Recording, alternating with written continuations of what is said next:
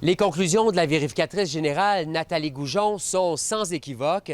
Le service d'autobus d'OC Transpo ne répond tout simplement pas aux attentes des usagers. Dans son rapport sur la planification et le service d'autobus d'OC Transpo, la vérificatrice conclut que les horaires d'autobus sont irréalistes et qu'il n'y a pas assez de chauffeurs pour assurer le service. Puis le premier point, c'est vraiment les horaires.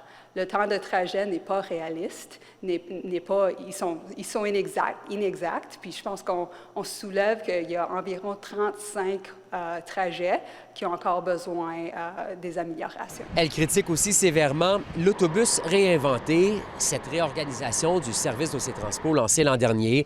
OC Transpo disait vouloir arrimer son offre de service avec l'Auttrain.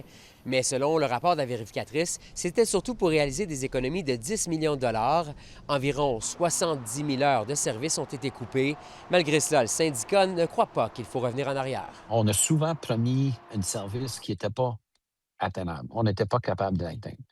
Je pense que les idées pour avancer, ça serait plus un horaire que le monde, ils savent. OK, peut-être que ça vient moins souvent, mon autobus, mais au moins quand j'y vais pour le prendre, il va être là.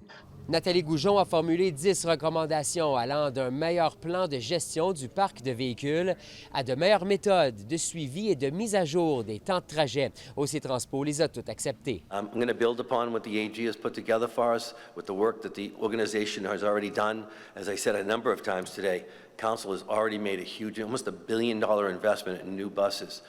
Infrastructure. Rick Leary a présenté en mai son plan d'action pour rendre plus fiable le service d'autobus et l'Auttrain. Les élus du conseil municipal sont donc prêts à laisser la chance aux coureurs, mais voient aussi dans le plan d'action plusieurs pistes de solutions pour répondre aux préoccupations de la vérificatrice générale.